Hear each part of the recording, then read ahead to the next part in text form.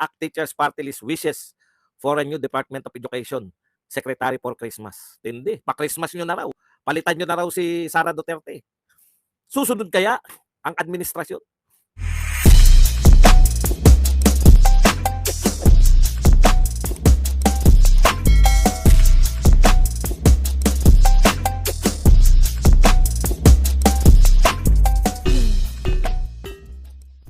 Magandang araw sa ating lahat mga kababayan.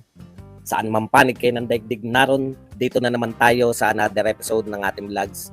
Pag-uusapan natin ngayon, ito po, no, tanggalin yung confidential fund, natanggal, ICC, gustong papasukin, may resolution po sila. Ito po ba ay susundin na naman ng buong gobyerno ng ni PBBM? Nagsalita na po yung prinsesa, si Franz Castro. Susunod po ba yung administrasyon sa Your Highness? Tignan po natin kung susunod. At nang isahan na lang, no? Para magkaalaman na po.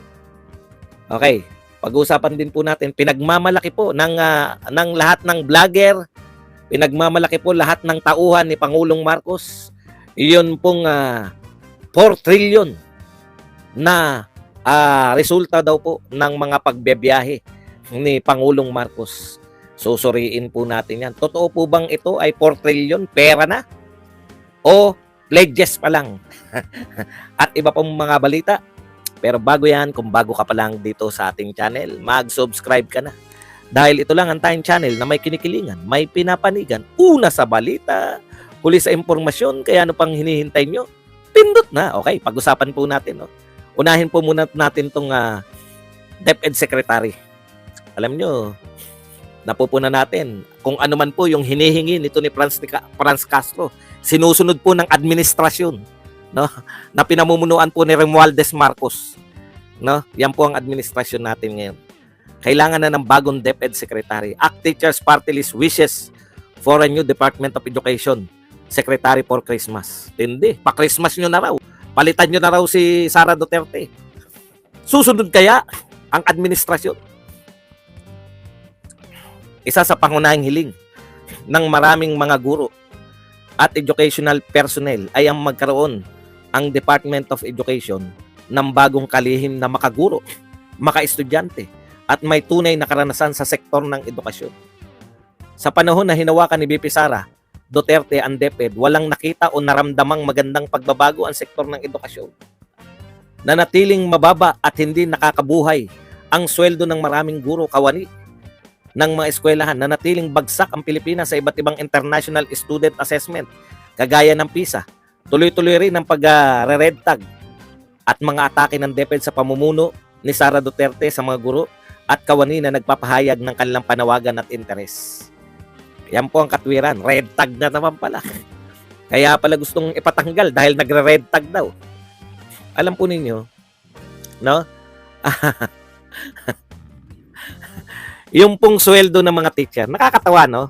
Pinupuna mo maliit ang sweldo ng mga teacher.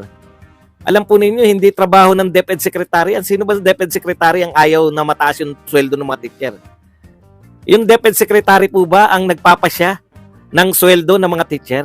Ano nga tayo, no? Balikan lang po natin, no? Hindi po ba yung DepEd Secretary siya po yung nanghihingi ng budget sa administrasyon? Diyan po sa inyo sa Kongreso. Di ba nakaharap nyo na yung DepEd Secretary? No? Bakit mo inaangal yung pagtaas ng sweldo ng mga teacher samantalang nasa inyo po, no? Nasa inyo po yung power of the purse. Kasama po 'yan sa mga opisyal ng pamahalaan, no? Hindi po pwedeng teacher, DepEd Secretary lang magdedeklara tataasan ko ang sweldo ng mga teacher.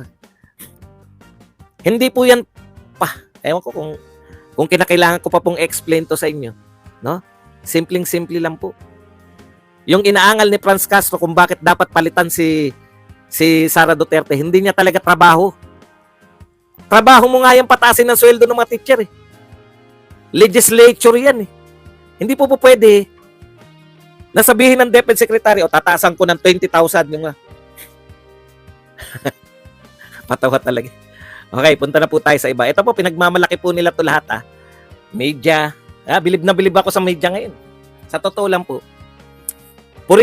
Kapuri-puri po sa buong media ngayon ang administrasyon ni Pangulong Marcos.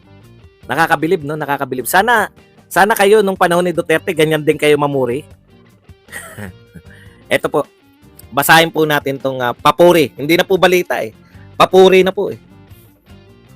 Pumalo sa 4.019 trillion ang kabuang halaga ng nalikom na investment ni President Bongbong Marcos sa kanyang mga foreign trips ngayong taon ayon sa Department of Trade and Industry. Ang laki, no? 4.019 trillion. Aba, okay pala yung foreign trips ni Pangulong Marcos.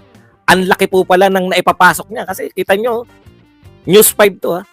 Pumalo sa 4.19 trillion ang kabuang halaga ng nalikom na investment.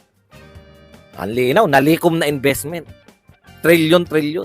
Sulit ang pagbabiyahe ni Pangulong Marcos. Pero pag binaba mo po, ito po yung sasabihin. Kabilang dito ang 14 billion investment pledges na inuuwi ni Pangulong. Pledges lang pala? Pagdalo sa ASEAN-Japan Commemorative Summit at 37.2 billion sa APEC. Ang ilang pang investment pledges ay may kinalaman sa sektor ng telecommunication, artificial intelligence, manufacturing, health services, health sciences and services, at energy na may signed agreement at clear financial value.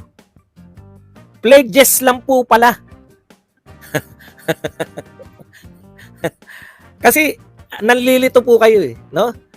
Pero sa actual, pledges pa lang po pala yung pinagmamalaki nyo.